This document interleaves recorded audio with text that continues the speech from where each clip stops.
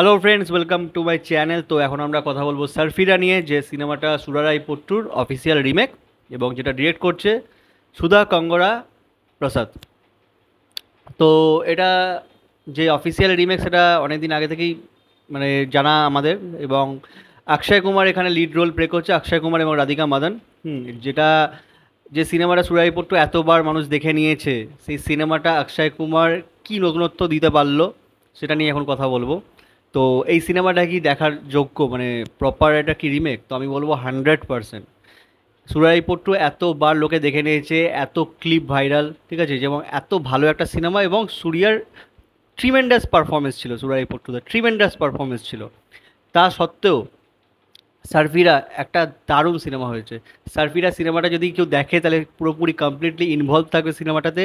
সে একটা মানে মানুষের মানে স্ট্রাগল, মানে তার ড্রিম এবং তার কত রকম স্ট্রাগল, তা সত্ত্বেও তার যে স্বপ্নটা, যে প্রত্যেকটা সাধারণ মানুষ যেন, গরিব মানুষরাও যেন কম পয়সায় প্লেনে চাপতে পারে, সেই যে তার একটা এত বড় ড্রিম, আর সেই ড্রিমটা ফুলফিলমেন্টের জন্য যে কত তার স্ট্রাগেল, মানে কত মানুষ তাকে পেছন দিকে টেনে টানছে, তা সত্ত্বেও সে এগিয়ে যাওয়ার চেষ্টা করছে, সেই যে জার্নিটা এত সুন্দরভাবে এখানে প্রেজেন্ট করা হয়েছে না, মানে রিয়েলি বলছি। আর সব থেকে এটা পসিবল হয়েছে এই কারণেই, কারণ ডিরেক্টর একই।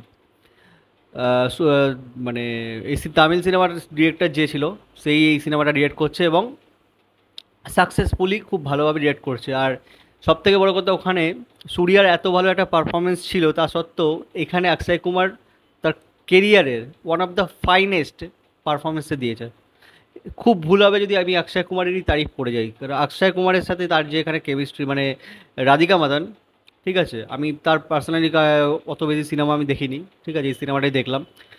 রিয়েলি বলছি, হ্যাটস অফ, মানে এত সুন্দর সে তারও পারফরমেন্স ছিল, তার মানে তাদের দুজনের কেমিস্ট্রি ইমোশনাল সিনগুলোতে দেখবার মতো ছিল, দেখবার মতো। মানে একটু বাড়িয়ে বলছি না, মানে অত্যন্ত ভালো লেগেছে তাদের কেমিস্ট্রি। আরেকজনের কথা না বললে না, সেটা হচ্ছে পরেশ রাওয়াল, মানে যাকে আমার মানে কি বলবো, মানে finest actor of Indian cinema, one of the finest actor of Indian cinema, যেটা যাকে মনে হয় আমার। পরেশ রাওয়াল মানে যার রোলই ফেলে দাও কেন, সে একটা মানে কি বলবো, কিছু একটা করে দেবে। তো সুরাই পট্টুতে তার যা ক্যারেক্টার ছিল এখানেও তাই আছে। তার ক্যারেক্টারে তো আলাদা কোনো চেঞ্জেস কিছু নেই, সেমই করেছে এবং খুব সাকসেসফুলি খুব ভালোভাবে করেছে সেটা। তার মানে তার সাথে অক্ষয় কুমারের যে আর কি টাসেল বা যাই হোক কেমিস্ট্রি, সেটা মানে দেখতে খুব ভালো লাগবে, উপভোগ্য, ঠিক আছে, প্রত্যেকেরই ভালো লাগবে।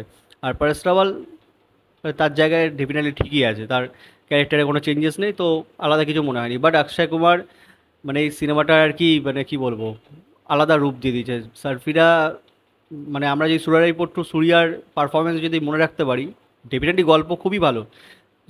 যদি তার পারফরমেন্সের কথা বলি তাহলে অক্ষয় কুমার তার জায়গাতেও কিন্তু ডেফিনেটলি ভালো। আর এখানে আরেকটা ব্যাপার কি, ট্রেলারে আমরা দেখেছি যে সুরিয়ার একটা ক্যামিও আছে।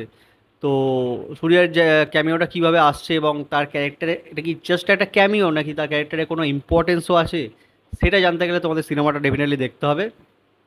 বাট ওভারঅল আমি যদি বলি, সিনেমাটা আমার দুর্দান্ত লেগেছে। আমি ইনভলভ ছিলাম, আমি এঙ্গেজ ছিলাম। আর আমি জানি না এই সিনেমাটা লোক অত দেখছে না কেন, ওয়ার্ড অফ মাউথের জন্য।